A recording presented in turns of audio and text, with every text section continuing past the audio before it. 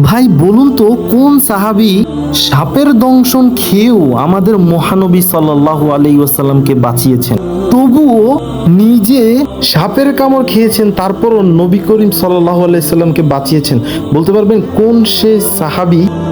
যদি জানেন অবশ্যই আমার কমেন্ট বক্সে উত্তরটি জানিয়ে দিবেন এবং অবশ্যই আমার চ্যানেলটিকে সাবস্ক্রাইব করে রাখবেন পরবর্তী ভিডিও পাওয়ার জন্য। ভাই আপনি সাগর পরিমাণ গুনাহ করে ফেলেছেন আর আপনি ভাবছেন আল্লাহ আপনাকে ক্ষমা করবেন না, অথচ আল্লাহই বলছেন তুমি বান্দা একবার ক্ষমা চাও, তোমার সাগর পরিমাণ ফেনা গুনাহ আমি নেকিতে পরিপূর্ণ করে দেব।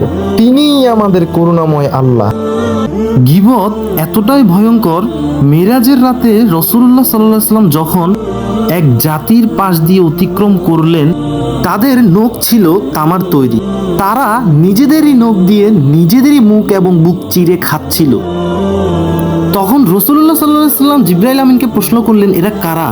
তিনি বললেন, এরা সেই সব মানুষ যারা গীবত করত এবং অন্যের সম্মানে আঘাত করত। আল্লাহ আমাদেরকে গীবতের মতো ভয়ানক গুনাহ থেকে হেফাজত করুন। কিয়ামতের দিন যখন কোনো ছায়া থাকবে না, তখন আল্লাহ তার আরশের নিচে 7 শ্রেণীর মানুষকে ছায়া দেবেন। তার মধ্যে এমন এক শ্রেণী হচ্ছে যে ব্যক্তি কোনো কিছু দান করে, এমনভাবে দান করে যে তার ডান হাতে খরচ করলে তা বাম হাতে জানে না, অর্থাৎ এমনভাবে গোপনে দান করে যাতে কেউ না জানে। আর আজকাল আমরা এমনভাবে দান করি, মানুষকে প্রকাশ্যে দান করি, মানুষকে দেখানোর জন্য দান করি। ভাই এগুলো করবেন না। বাকি 6 শ্রেণীর লোক কারা তা আমরা পরবর্তী ভিডিওর মাধ্যমে আপনাদেরকে জানিয়ে দেব। কিয়ামতের দিন 3 শ্রেণীর ব্যক্তির সাথে আল্লাহ দেখাই দিবেন না, আর ওই 3 শ্রেণীর ব্যক্তিই হবে জাহান্নামী।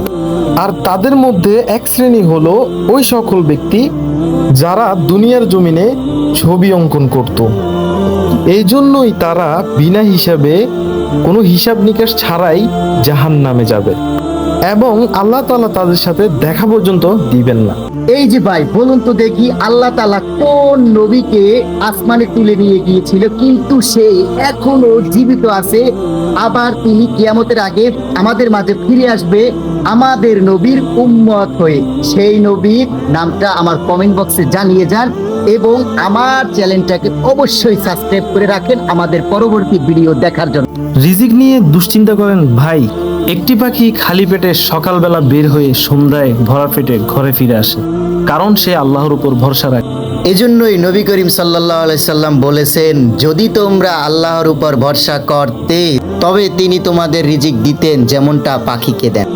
দেখি ভাই বলুন তো দেখি কোন নবী তার কওমকে বাঁচানোর জন্য এক বিশাল নৌকা তৈরি করেছিল এবং আল্লাহ তাআলা এক বিশাল গজব নাজিল করে ওই কওমকে ধ্বংস করে দেয়, কিন্তু নবী যাদের নৌকায় উঠিয়েছিল তারা প্রাণে বেঁচে যান।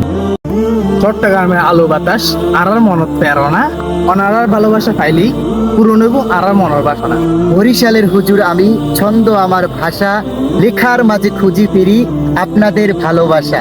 নিজের হাতে স্ক্রিপ্ট লেখি, মন থেকে আসে সুর, আপনাদের ভালোবাসা নিয়ে যেতে চাই বহুদূর।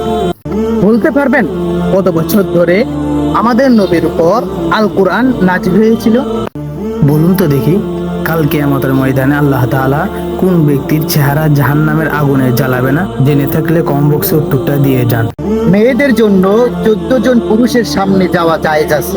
তারা হলো আপন বাবা, আপন দাদা, আপন নানা, আপন চাচা, আপন মামা, আপন ভাই, আপন স্বামী, আপন ছেলে, আপন ছেলের ঘরের নাতি, আপন মেয়ের ঘরের নাতি, আপন শ্বশুর, আপন মেয়ের জামাই।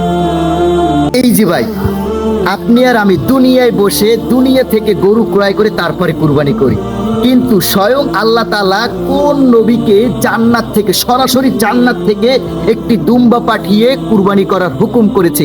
সেই নবীর নামটা কি আমার কমেন্ট বক্সে বলেন এবং অবশ্যই অবশ্যই আমার চ্যানেলটাকে সাবস্ক্রাইব করবেন আমার পরবর্তী ভিডিওগুলো দেখার জন্য।